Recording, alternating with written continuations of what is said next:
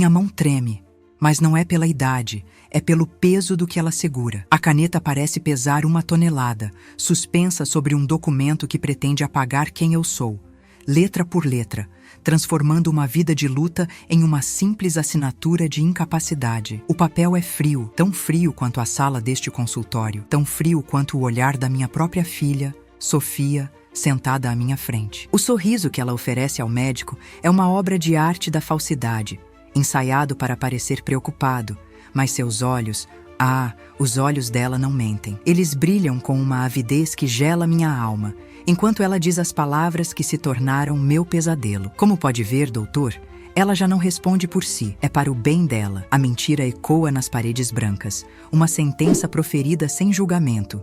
E eu, a ré, não tenho direito à defesa, para o meu bem. Repito essa frase em minha mente, e o gosto é de veneno. Que bem pode haver em ser despojada da sua própria voz, da sua própria história? Olho para Sofia, para o seu rosto que um dia foi o espelho do meu, e agora só vejo uma estranha ambiciosa que usa a máscara da preocupação para esconder a ganância. O médico, um homem de meia idade com olhos cansados, anota algo em sua prancheta, alheio ao teatro macabro que se desenrola. Para ele, sou apenas mais um caso, um nome em um arquivo, uma velha senhora cuja mente, segundo dizem, já se foi. Ele não vê a mulher que construiu um império do nada, que enfrentou o mundo para dar a esta mesma filha tudo o que ela tem. Ele só vê o que Sofia quer que ele veja, uma casca vazia, pronta para ser descartada. A consulta termina, mas minha sentença está apenas começando. Sofia me conduz para fora da sala principal,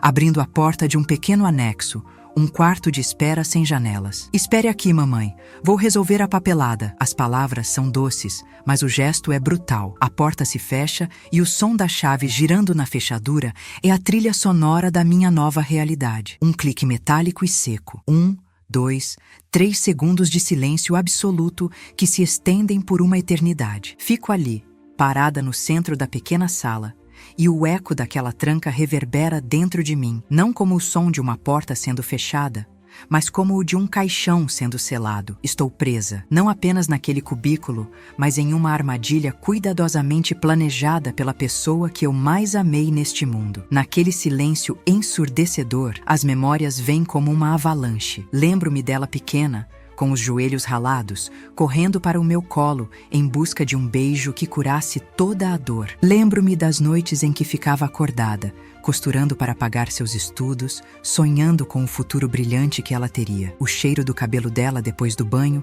o som da sua risada que era a minha música favorita. Como essa menina, a mesma que eu ensinei a amarrar os sapatos e a ler as estrelas, pôde se transformar neste monstro de frieza e cálculo? A pergunta queima na minha garganta, um fogo que as lágrimas se recusam a apagar. O que foi que eu fiz de errado? Onde foi que eu perdi a minha filha? Cada detalhe daquele momento está gravado a ferro em minha mente. A forma como o tecido do seu blazer caro não amassava, a maneira como ela ajeitou o cabelo antes de mentir para o médico, a ausência de qualquer hesitação em sua voz. Ela não estava apenas me declarando incapaz, ela estava me apagando, reescrevendo nossa história para que a única vilã fosse eu, a mãe que perdeu o juízo. Era um assassinato de reputação, de identidade, e a arma do crime era uma caneta em minhas mãos trêmulas e um diagnóstico forjado. Eu olhava para minhas mãos, as mesmas mãos que a embalaram, que trabalharam até sangrar por ela, e agora elas deveriam assinar minha própria condenação. O absurdo da situação era tão grande que quase me fez rir. Você consegue imaginar o que é sentir o chão desaparecer sob seus pés, engolido pela traição de quem você deu a vida? É uma dor que não tem nome, uma ferida que sangra para dentro, envenenando todas as lembranças boas que um dia existiram. Naquele momento, presa e humilhada, eu senti o peso de cada sacrifício, de cada noite mal dormida, de cada renúncia feita em nome de um amor que se revelou uma ilusão. Eu te pergunto, olhando no fundo da sua alma através desta história, você entenderia o que eu precisei fazer para não desaparecer? Já passou por algo que te obrigou a se tornar alguém que você nunca imaginou ser, apenas para sobreviver? Meu nome é Helena, tenho 72 anos. Embora hoje, trancada nesta sala, eu me sinta com 1000 para o mundo e especialmente para a minha filha, Sou apenas um número, uma idade que justifica a narrativa da minha suposta fragilidade. Mas eu sou muito mais do que isso. Sou a mulher que chegou nesta cidade com nada além de um sonho no coração e fiapos de algodão debaixo das unhas. Eu fundei a fios de ouro têxtil com as minhas próprias mãos, em uma época em que mulheres não eram donas de nada, muito menos de impérios. Cada tijolo daquela fábrica foi assentado com o meu suor. Cada máquina foi comprada com o meu sacrifício. Eu não herdei um nome, eu construí um. E agora, a pessoa para quem eu construí tudo isso quer me convencer, e ao mundo, de que eu não sou mais capaz sequer de me lembrar do meu próprio legado. Lembro-me perfeitamente dos primeiros anos, daquele cheiro metálico de óleo quente misturado com o pó do algodão que nunca saía do meu cabelo. Minhas mãos, hoje manchadas pela idade, eram calejadas e frequentemente cortadas. Eu operava as máquinas ao lado dos meus funcionários, chegava antes de todos e era a última a sair. O almoço era um pão comido às pressas, de pé, enquanto eu supervisionava a produção. Fiz isso para que Sofia nunca precisasse saber o que era fome, para que suas mãos fossem macias, treinadas para tocar piano, não para operar teares. Cada gota de suor que escorria pelo meu rosto era uma promessa silenciosa de que ela teria um futuro diferente, um futuro onde ela não precisaria lutar, apenas escolher. Eu não me arrependo do trabalho, mas hoje me pergunto se, ao protegê-la da luta, eu a tornei incapaz de entender o valor dela. O contraste entre as nossas vidas era o meu maior orgulho. Enquanto eu remendava minhas próprias roupas para economizar, ela vestia os melhores tecidos, muitos dos quais saíam das minhas próprias máquinas. Enquanto eu passava noites em claro debruçada sobre livros de contabilidade, ela dormia tranquilamente, sonhando os sonhos que o meu trabalho lhe permitia ter. Eu a matriculei nas melhores escolas, paguei por aulas de balé, de idiomas, de tudo o que eu acreditava que a tornaria uma mulher completa e feliz. Meu maior prazer era vê-la florescer, vê-la ter as oportunidades que me foram negadas. Eu não queria que ela fosse como eu, queria que ela fosse melhor, mas em algum lugar desse caminho, o meu sacrifício foi confundido com uma fonte inesgotável, um direito adquirido, e o amor se transformou em expectativa. Minha maior virtude, a que me permitiu erguer tudo isso, sempre foi a resiliência. Eu tenho a capacidade de enxergar potencial onde todos os outros veem apenas ruínas. Lembro-me de quando comprei o galpão da antiga tecelagem imperial, uma empresa falida, um esqueleto de metal enferrujado que todos na cidade consideravam um túmulo de investimentos. Diziam que eu era louca, mas eu andei por aquele chão empoeirado e ouvi o eco das máquinas que um dia trabalharam ali. Eu vi o futuro. Em 6 meses, com muito trabalho e uma fé inabalável, o lugar estava produzindo os tecidos mais finos do estado. Essa é quem eu sou. Uma mulher que vê vida naquilo que os outros decretaram morto. E é essa mesma mulher que eles agora tentam enterrar em vida. Hoje, quando me olho no espelho, vejo as marcas do tempo. As rugas que contam a história de cada batalha vencida. Mas quando olho nos meus próprios olhos, a chama ainda está lá. A mesma Helena, a mesma força, a mesma mente afiada que negociava com fornecedores impiedosos e previa as tendências do mercado. No entanto, Sofia olha para mim e descreve essa chama como teimosia de idosa. Minha memória para números e contratos, que antes era celebrada como genialidade, agora é convenientemente rotulada como confusão mental. Eles tentam distorcer minhas maiores qualidades, transformando-as em sintomas de uma doença que não tenho. É uma morte lenta e cruel, ser assassinada pela narrativa de quem você mais ama. Na minha carteira, carrego uma foto antiga, gasta nas bordas pelo toque constante dos meus dedos.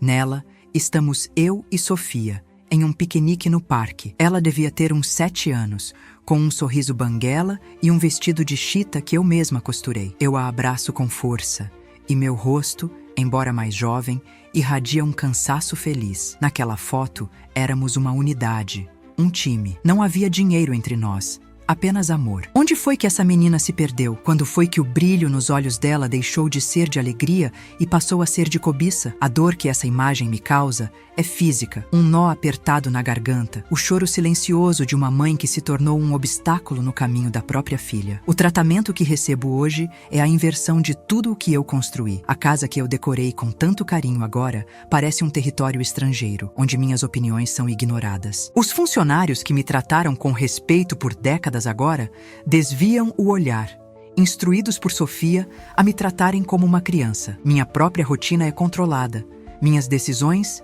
questionadas. A mulher que comandava um conselho de administração agora precisa de permissão para dar um passeio no jardim. Eles me infantilizam para justificar a tomada de poder, despojando-me da minha dignidade, camada por camada, até que não sobre nada da Helena que eu costumava ser. É uma estratégia de desgaste, projetada para me quebrar por dentro. Eu passei a vida inteira tecendo, unindo fios frágeis para criar algo forte, durável e belo. Pensei que estava fazendo o mesmo com a minha família, tecendo uma rede de segurança e amor que nos protegeria de tudo. Mas agora eu vejo a verdade amarga. Um único fio, apodrecido pela ganância e pelo ressentimento, pode comprometer toda a tapeçaria. Sofia não está apenas tentando tomar o que é meu. Ela está tentando desfazer ativamente cada fio que nos conectou, deixando para trás apenas buracos e um vazio irreparável. A ironia é cruel.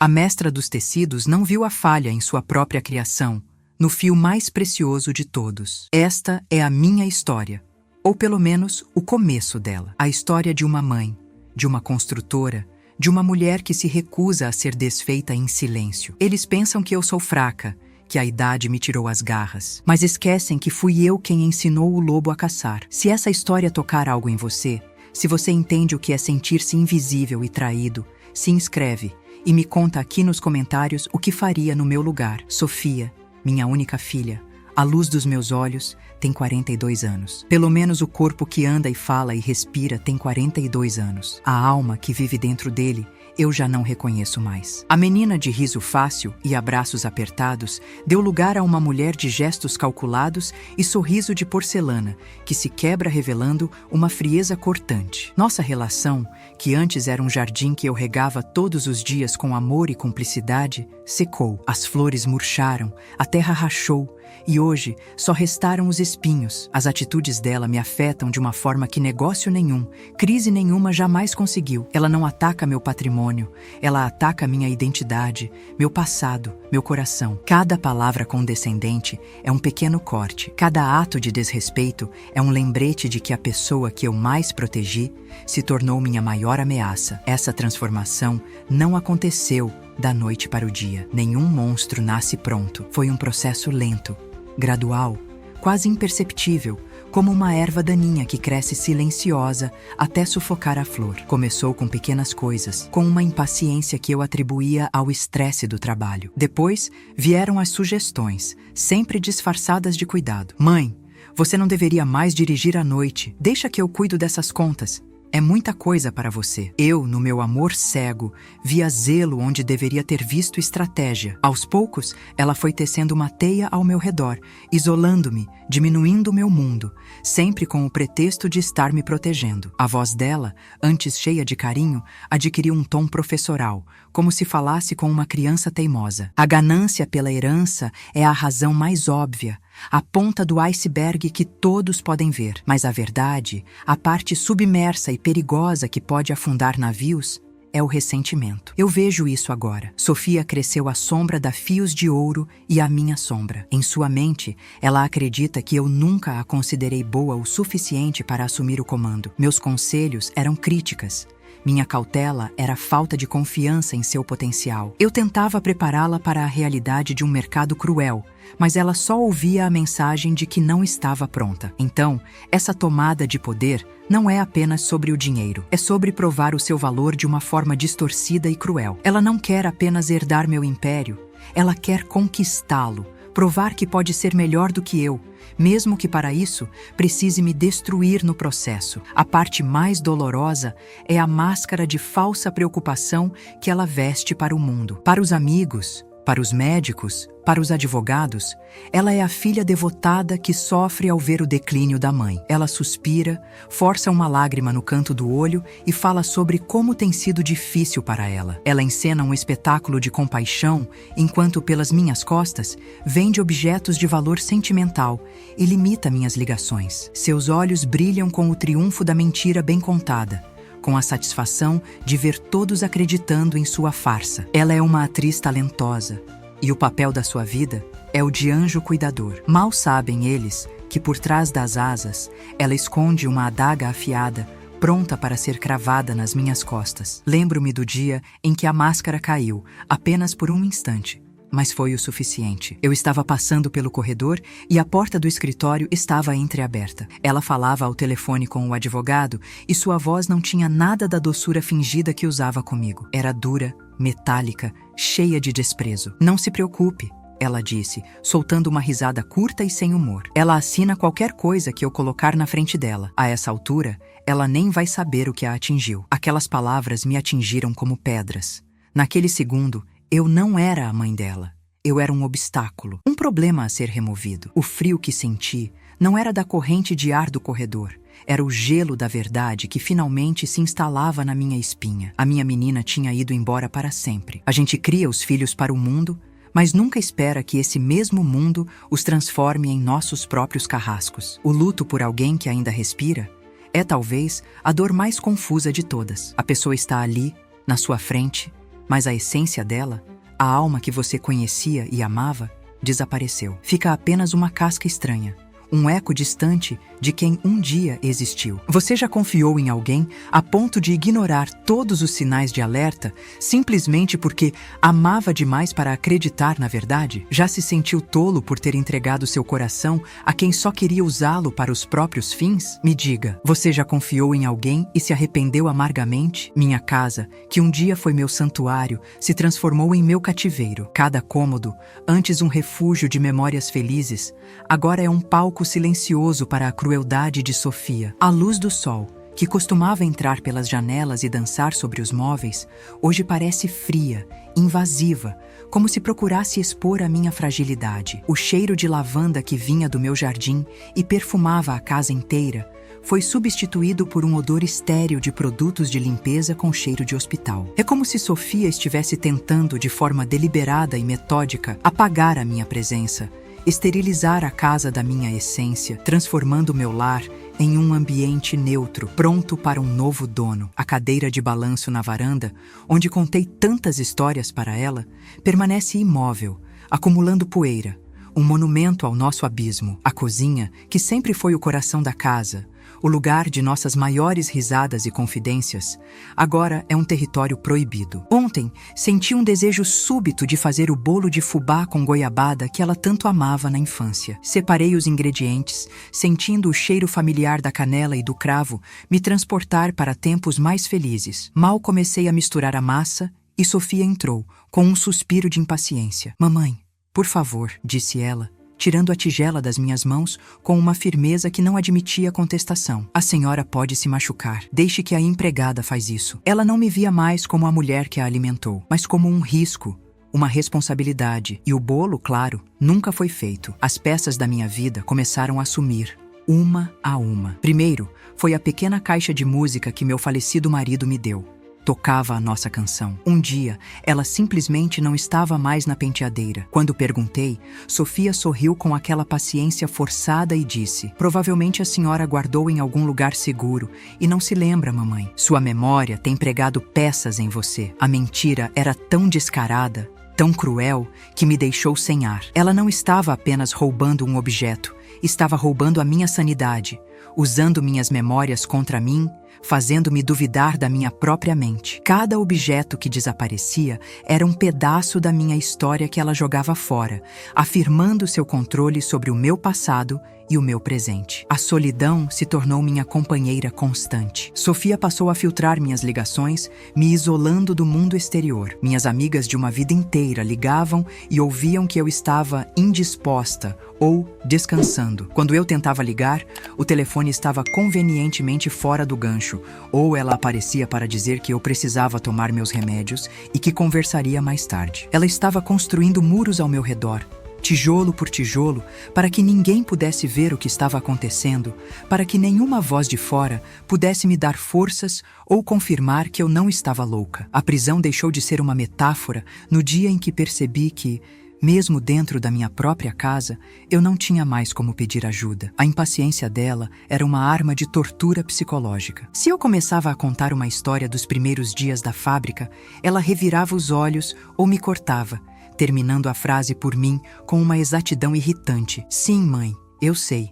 A senhora vendeu o carro para comprar o primeiro tear. Já me contou isso 1000 vezes. O que para mim era reviver o orgulho da nossa jornada, para ela era o balbuciar repetitivo de uma velha senil. Ela me negava o direito mais básico de um ser humano, o de ser ouvido. Com cada interrupção, com cada gesto de enfado, ela reforçava a sua narrativa de que minhas histórias não tinham mais valor, de que minha voz não merecia mais ser escutada, de que eu era apenas um eco do passado, insistindo em existir no presente dela. E então, em uma noite de insônia, a lembrança veio com uma clareza dolorosa. Sofia, com 8 anos, ardendo em febre, uma pneumonia forte que a deixou na cama por quase uma semana. Lembro-me de não ter dormido por 3 dias seguidos, sentada ao lado da sua cama, trocando as compressas de água fria na sua testa, medindo sua temperatura de hora em hora. Lembro-me do seu corpo pequeno e frágil nos meus braços, do medo aterrorizante de perdê-la. Eu sussurrava histórias no seu ouvido e prometia a Deus qualquer coisa em troca da sua saúde. Como essa mulher, que hoje me trata com tanto desdém, pode ser a mesma criança por quem eu teria dado a minha vida sem pensar 2 vezes. O amor que senti naquela noite ainda queima em mim, tornando sua frieza atual ainda mais incompreensível. A confirmação da sua traição veio de forma baixa e sorrateira, como ela. Naquela noite em que ouvi sua conversa com o advogado, o mundo parou de girar. Eu estava indo para a cozinha beber um copo de água e sua voz veio do escritório, dura e irreconhecível. A papelada da interdição está quase pronta. O laudo do médico amigo dela vai ajudar, dizia ela. E então a frase que se tornou a marca da minha sentença, seguida de uma risada fria que nunca mais esquecerei. Ela nem vai saber o que a atingiu. Naquele momento, o chão sob meus pés se abriu. Não era apenas sobre dinheiro ou poder. Era um plano de aniquilação. Ela não queria apenas me controlar. Ela queria me apagar, me transformar em um fantasma legalmente incapaz de assombrá-la. O ar em meus pulmões pareceu congelar. O copo de água que eu segurava escorregou da minha mão e se espatifou no chão. Mas eu nem ouvi o barulho. O único som era o da voz dela ecoando na minha cabeça. Uma mistura de choque, dor e uma clareza terrível tomou conta de mim. A tristeza que me paralisava deu lugar a uma onda de adrenalina gelada. A vítima naquela história estava prestes a morrer, mas a mulher que construiu a fios de ouro do zero se recusava a ser enterrada. O que você faria nesse momento? Você se entregaria ao desespero, aceitando o destino cruel que lhe foi imposto? Ou você buscaria, no fundo da sua alma, uma força que nem sabia que possuía para lutar pela sua própria vida? A partir daquela noite, tudo mudou. Eu parei de chorar e comecei a observar. Cada gesto de Sofia, cada ligação que ela fazia, cada documento que deixava por descuido em cima da mesa, se tornou uma peça em um quebra-cabeça que eu estava determinada a montar. Eu me tornei uma atriz melhor do que ela. Acentuei minha suposta confusão. Fazia as perguntas erradas de propósito.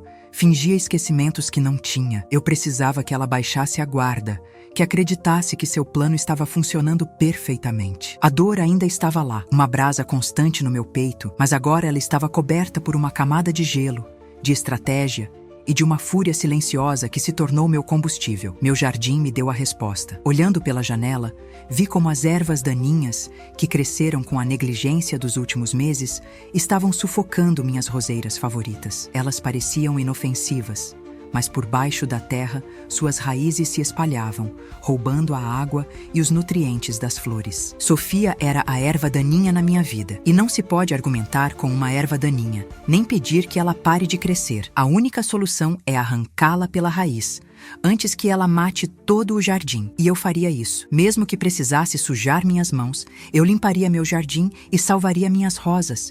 Custe o que custar. Comecei minha pequena rebelião silenciosa. Passei a esconder pequenos objetos que ela usava no dia a dia. A caneta favorita dela, o carregador do celular, uma pasta de documentos.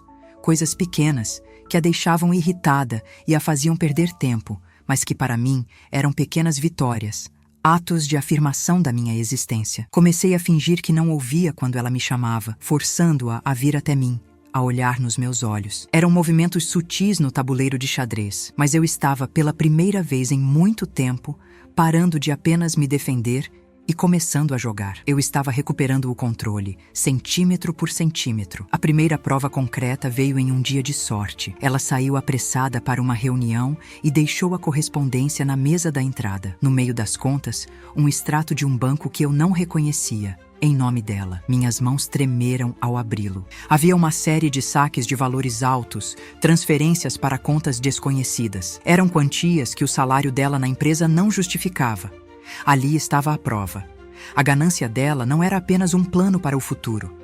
Já estava em ação. Ela estava me roubando, desviando fundos da empresa que eu construí, provavelmente para financiar um estilo de vida que nem a alta posição dela poderia pagar. A injustiça era ainda maior do que eu imaginava. A luta, no entanto, era terrivelmente solitária. Eu não tinha aliados dentro daquelas paredes. A empregada, que trabalha conosco há 20 anos e a quem eu tinha em alta conta, agora só obedecia a Sofia, por medo de perder o emprego. Meus amigos acreditavam na farsa da filha preocupada. Eu estava completamente só com a minha verdade. Uma verdade tão monstruosa que parecia inacreditável. Havia noites em que a dúvida me assaltava. Seria eu capaz de lutar contra tudo e todos? Valia a pena? A vontade de simplesmente desistir, de me entregar à paz do esquecimento, era uma tentação constante e sedutora. Mas então eu me lembrava do meu marido, da promessa que fiz a ele em seu leito de morte. Cuide da nossa menina, Helena, ele me disse com a voz já fraca. Naquele momento, lutar por mim também significava lutar por ele, pela honra do que construímos juntos. Eu não estava apenas salvando a mim mesma ou a minha empresa. Eu estava salvando o legado de um amor, a memória de uma família que um dia foi real. Eu devia isso a ele. Eu devia isso à menina sorridente da foto gasta na minha carteira. Eu não podia deixar que a versão gananciosa de Sofia apagasse a lembrança da criança que um dia amamos tanto. E foi assim, nutrida pela raiva, pela memória e por um amor ferido, que a minha decisão se tornou inabalável. O medo deu lugar a uma determinação fria como o aço. Sofia achava que estava lidando com uma velha senhora frágil e confusa. Ela estava enganada. Ela não sabia que,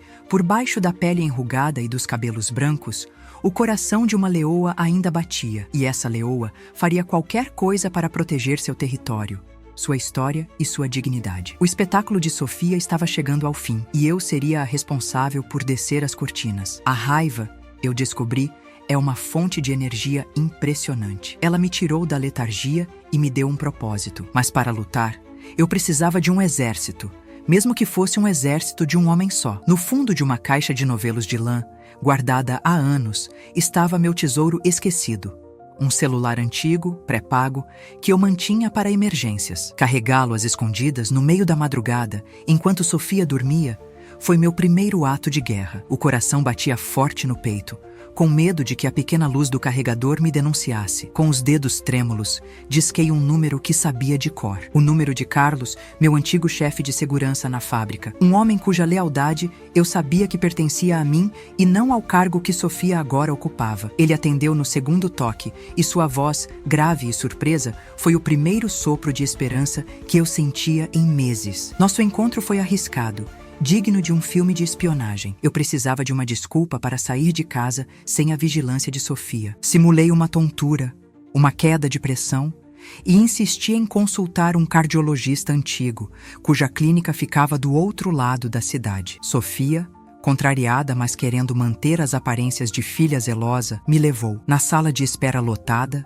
enquanto ela se distraiu preenchendo minha ficha, eu me levantei e caminhei com uma agilidade que ela não me acreditava mais possuir. Foram 7 minutos. 7 minutos em um café na esquina, onde Carlos me esperava. Entreguei a ele o extrato bancário que encontrei e um bilhete com minhas suspeitas. Ele não fez perguntas, apenas assentiu, seus olhos transmitindo a força e a confiança de que eu tanto precisava. Voltei para a sala de espera sem que Sofia notasse minha ausência. Carlos foi rápido e eficiente, como eu sabia que seria. Ele usou o dinheiro de uma conta pessoal minha, que eu mantinha em segredo há anos para dias de chuva, para contratar os melhores investigadores particulares. Eu não queria amadores.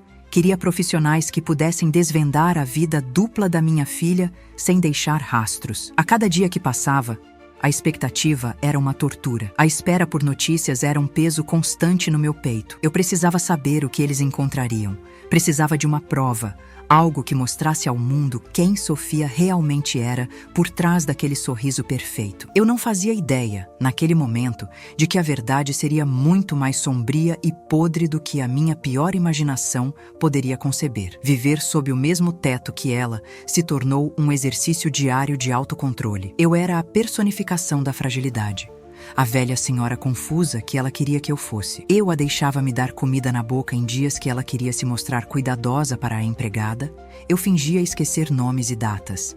Eu balbuciava respostas sem sentido. Cada ato de submissão era uma facada no meu orgulho, mas também era uma peça da minha armadura. Enquanto ela me via como uma sombra inofensiva, minha mente trabalhava, afiada como uma navalha, antecipando seus movimentos, planejando os meus. Durante os jantares silenciosos, eu a observava por cima da borda da minha xícara de chá. E por trás do meu olhar vago, eu a estudava como uma general estuda o mapa do inimigo. A primeira informação chegou. Carlos arranjou para que um envelope fosse entregue dentro de uma encomenda de sementes para o meu jardim. Com as mãos trêmulas, eu me tranquei no banheiro e rasguei o pacote. Dentro, entre as sementes de margarida, havia um pequeno cartão de memória. Usei um antigo porta-retratos digital para ver o conteúdo. A primeira foto me deixou sem fôlego. Era Sofia, mas não a executiva elegante que eu conhecia. Estava em um lugar escuro, com luzes de neon, sentada a uma mesa de pôquer. A expressão em seu rosto era dura,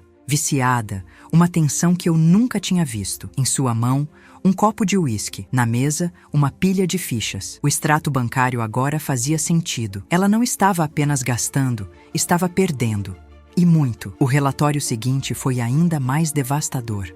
Os investigadores identificaram o homem que a acompanhava em várias dessas noites no cassino clandestino. Eu esperava um amante, um aproveitador, mas a realidade era infinitamente pior. O homem era Ricardo Antunes, o CEO da Têxtil Nova Era, nosso maior e mais agressivo concorrente. O homem que tentou comprar minha empresa por uma década e a quem sempre recusei. Vê-los juntos, íntimos, rindo cúmplices em uma das fotos, foi como sentir o chão se abrir novamente. Não era apenas uma traição pessoal e financeira, era uma traição corporativa. Ela estava vazando informações, vendendo os segredos da empresa que eu construí para o nosso maior inimigo. Ela estava destruindo meu legado por dentro e por fora. A peça final, a prova que selaria o destino dela, veio na forma de mensagens de texto, recuperadas pelos investigadores. A troca de mensagens era entre ela e Ricardo. Ele a pressionava por informações sobre nossas novas linhas de produção. Ela respondia com detalhes,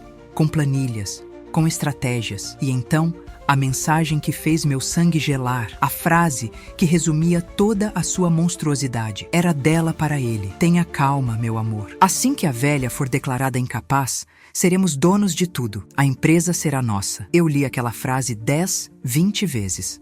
A palavra velha escrita pela minha própria filha. Naquele momento, qualquer resquício de dúvida, qualquer pingo de esperança de que houvesse uma explicação, morreu. Os dias que se seguiram foram um borrão de ansiedade. A audiência judicial para minha interdição estava marcada. Sofia estava radiante, confiante na sua vitória. Ela cantarolava pela casa, escolhia a roupa que usaria no seu grande dia, falava abertamente com os advogados na minha frente, como se eu fosse um móvel, incapaz de compreender. Ela revisava os laudos médicos fraudulentos, as declarações forjadas de funcionários. Ela tinha um roteiro perfeito, e eu era a personagem principal de sua tragédia. A rainha louca que precisava ser deposta para o bem do reino. Mal sabia ela que o espetáculo estava apenas começando, e que eu havia preparado um ato final que ninguém, especialmente ela, esperava. A noite antes da audiência foi a mais longa da minha vida. Eu segurava o envelope com todas as provas, o dossiê que Carlos havia preparado e sentia o peso do meu futuro nas mãos. Era tudo ou nada. Sofia achava que tinha ganhado, que o dia seguinte seria a coroação do seu plano perfeito. Ela adormeceu tranquila, sonhando com seu império. E eu fiquei acordada, olhando para o teto, sabendo que estava prestes a entrar na maior batalha da minha vida. Não por uma empresa, mas pela minha alma. Se quer saber como isso acabou, se inscreve agora e comenta o que você acha que vai acontecer. O tribunal era um lugar frio, solene, com painéis de madeira escura que pareciam absorver toda a luz e esperança. O ar cheirava a poeira, papel antigo e ao medo disfarçado de perfume caro dos advogados. Sentei-me ao lado de Sofia,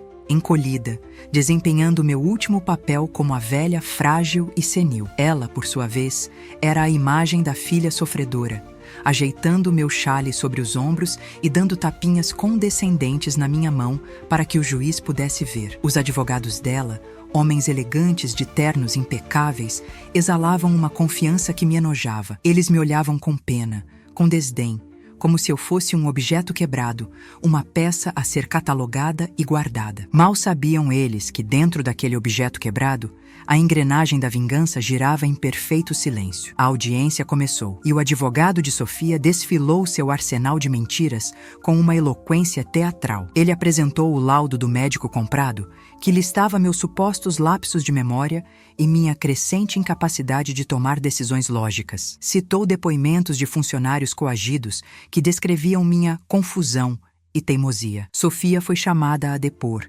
e, com lágrimas de crocodilo escorrendo pelo rosto maquiado, falou sobre o quanto me amava e como aquela era a decisão mais difícil de sua vida, mas que era para o meu próprio bem. Ela era uma atriz magnífica. Por um momento, a performance dela foi tão convincente que até eu quase acreditei na minha própria loucura. O juiz, um homem de aparência severa, olhava para mim com uma compaixão que me feria mais do que qualquer acusação. Quando chegou a vez da minha defesa, um silêncio de expectativa se instalou. Todos esperavam que meu advogado, um senhor discreto e de aparência modesta, fizesse uma defesa protocolar, talvez pedisse por uma segunda avaliação, adiando o inevitável. Eu permaneci de cabeça baixa, como havíamos combinado, sentindo o sorriso presunçoso de Sofia queimar na minha pele. Ela acreditava ter vencido. Acreditava que em poucos minutos o martelo bateria e ela seria a dona do meu destino. Meu advogado, senhor Almeida, levantou-se sem pressa, ajeitou os óculos e esperou o silêncio ser absoluto. A calma dele era a calma de quem segura a carta mais alta do baralho, e a tensão na sala tornou-se quase palpável. Então ele falou, e sua voz, embora baixa, cortou o ar como uma lâmina. Meritíssimo, com todo o respeito ao tempo desta corte, temos novas evidências que gostaríamos de apresentar. Evidências estas que não falam sobre a capacidade mental da minha cliente, mas sim sobre a idoneidade e as verdadeiras motivações da requerente, a senhora Sofia Andrade. Um murmúrio percorreu o tribunal. O advogado de Sofia se levantou para protestar, mas o juiz, com um gesto de mão, o silenciou, a curiosidade em seu rosto superando a formalidade. Vi o primeiro vislumbre de pânico nos olhos da minha filha. O sorriso dela congelou, a cor sumindo de seu rosto. O espetáculo, o verdadeiro espetáculo, estava prestes a começar. Que a corte observe o telão, por favor, disse Sr. Almeida. A primeira imagem surgiu, nítida e inegável. A foto de Sofia em um cassino clandestino, o rosto tenso, um copo de uísque na mão. O juiz se inclinou para a frente. Os advogados dela gaguejaram objeções incoerentes. Em seguida, meu advogado projetou os extratos bancários, os mesmos que eu havia encontrado, detalhando as enormes dívidas de jogo. A narrativa da filha zelosa, preocupada com a fortuna da família, começou a se desfazer em tempo real, diante de todos. Ela não era uma guardiã, era uma devedora desesperada, tentando conseguir acesso a um dinheiro que não era seu para cobrir um buraco que ela mesma cavou. Antes que Sofia pudesse se recuperar do primeiro golpe, o segundo veio, ainda mais forte. Uma nova foto no telão. Sofia e Ricardo Antunes, nosso maior concorrente, em um abraço que não deixava dúvidas sobre a intimidade entre eles. Sr. Almeida, com a calma de um cirurgião, explicou quem era o homem e o conflito de interesses devastador que aquela relação representava. Ele apresentou e-mails e registros de encontros que provavam que ela estava sistematicamente vazando informações sigilosas da Fios de Ouro. O caso deixou de ser uma disputa familiar e se transformou em um escândalo de espionagem corporativa. O juiz olhava de Sofia para o telão, sua expressão passando da surpresa para uma fúria contida. E então, o golpe de misericórdia. A prova final. A imagem projetada foi a da mensagem de texto, com as letras ampliadas para que ninguém pudesse duvidar. Assim que a velha for declarada incapaz, seremos donos de tudo. A palavra velha ecoou no silêncio mortal do tribunal. Não havia mais nada a ser dito. A máscara de Sofia não apenas caiu, ela se estilhaçou, revelando o rosto da mais pura e abjeta traição. Olhei para ela naquele momento. Não havia arrependimento. Apenas o choque bruto da derrota, o pânico de ser exposta de uma forma tão humilhante e completa. Ela me encarou e pela primeira vez vi em seus olhos o reconhecimento de que ela havia me subestimado. O som do martelo do juiz batendo na madeira foi como o som de correntes se quebrando. Pedido indeferido! Bradou ele, a voz carregada de indignação. Esta corte não será usada como ferramenta para um ato tão vil de cobiça e desrespeito. Instauro neste momento uma investigação criminal contra a senhora Sofia Andrade por fraude, estelionato e espionagem corporativa. A justiça havia sido feita. A vitória era minha, inquestionável. Mas enquanto eu via o mundo da minha filha desmoronar, uma pergunta fria se formou na minha mente. Lutar pela verdade é nobre, mas usar a verdade para aniquilar sua própria carne e sangue? Você teria coragem de fazer o mesmo? A sala do tribunal mergulhou no caos. Repórteres que estavam do lado de fora entraram correndo. Os advogados de Sofia a cercaram, tentando protegê-la das câmeras, mas era tarde demais. O rosto dela, desfigurado pelo pânico e pela vergonha, estava em toda parte. E eu, Helena, a velha senhora supostamente senil, levantei-me lentamente. Não senti a euforia da vitória. Senti um cansaço profundo, o cansaço de uma guerra que nunca quis lutar. Ao passar por ela, nossos olhos se cruzaram uma última vez. Neles, não vi ódio, mas um vazio assustador. Naquele momento, eu não vi a mulher que tentou me destruir. Eu vi os destroços da menina que eu criei. E essa foi a parte mais dolorosa de toda a minha vitória. A vitória tem um gosto amargo, um sabor de cinzas na boca. No caminho de volta para casa, o silêncio dentro do carro era mais ensurdecedor do que os gritos e flashes dos repórteres na porta do tribunal. Carlos dirigia, lançando-me olhares preocupados de vez em quando, mas respeitando minha necessidade de quietude. Eu havia vencido.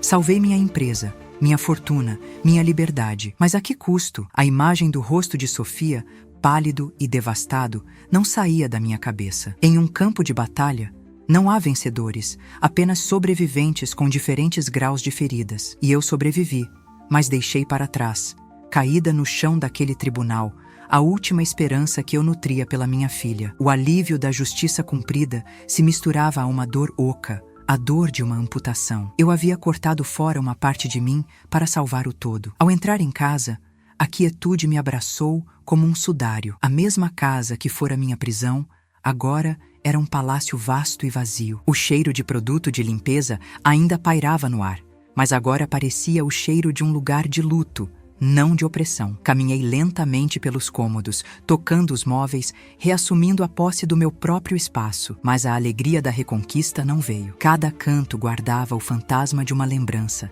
tanto as boas quanto as ruins. A cadeira de balanço vazia na varanda parecia me acusar. Eu estava livre, mas estava irremediavelmente só. A guerra tinha acabado, o inimigo fora derrotado, mas agora eu, a rainha vitoriosa, reinava sobre um castelo silencioso, assombrado pelos ecos de uma família que não existia mais. Sentada na poltrona do meu quarto, com a noite caindo lá fora, eu me permiti questionar. Onde foi que eu errei? Será que o meu foco em construir um império, em dar a ela tudo o que eu não tive, a privou de algo essencial? Será que ao protegê-la das dificuldades, eu a impedi de desenvolver a força de caráter, a resiliência que nasce justamente da luta? Não busco desculpas para o que ela fez. A escolha foi dela, mas o coração de uma mãe sempre procura a origem do desvio, o ponto onde a estrada do amor tomou o rumo da ganância. A verdade dolorosa que tive de aceitar é que, às vezes, Você pode dar a alguém todo o amor do mundo, mas não pode preencher o vazio que a pessoa tem dentro de si mesma. Naquele dia, eu não salvei apenas minha fortuna. Eu me salvei de uma ilusão. A ilusão de que laços de sangue são uma garantia de lealdade, de amor, de caráter. Aprendi da forma mais dura e cruel que o sangue te torna parente. Mas são as escolhas diárias, o respeito, a honestidade e a cumplicidade que te tornam família. Minha família, no fim, não era a filha que eu gerei, mas sim o amigo leal que esteve ao meu lado sem pedir nada em troca. Família é quem luta com você, não contra você. É quem protege seu nome, não quem tenta roubá-lo. É um título que precisa ser conquistado, não simplesmente herdado. E no fim, talvez a maior herança que eu possa deixar não esteja nos cofres do banco ou nas ações da Fios de Ouro. Talvez a verdadeira herança seja esta história. O exemplo de que nunca é tarde demais para lutar por si mesmo. O exemplo de que a dignidade não tem preço e a identidade não pode ser roubada. Que a idade pode enrugar a pele, mas não precisa enfraquecer o espírito. Lutei não apenas pelo meu patrimônio, mas pelo meu direito de existir, de ser a autora da minha própria história até a última página. E essa é uma lição que vale mais do que qualquer império têxtil. É o legado de uma mulher que se recusou a ser apagada. Na manhã seguinte, pela primeira vez em muito tempo, acordei com um propósito que não era a guerra. Vesti minhas roupas velhas, calcei minhas botas de jardinagem e fui para o meu jardim negligenciado. O sol da manhã aquecia meu rosto. Ajoelhei-me na terra úmida e com as minhas próprias mãos comecei a arrancar as ervas daninhas, uma por uma, abrindo espaço para as minhas rosas respirarem. O trabalho era lento, meu corpo doía, mas a cada erva que eu arrancava pela raiz, eu sentia que estava limpando não apenas o meu jardim, mas a minha alma. Haveria cicatrizes, sempre haveria. Mas ali, sob o céu aberto, com a terra sob minhas unhas, eu sabia que novas flores ainda podiam nascer.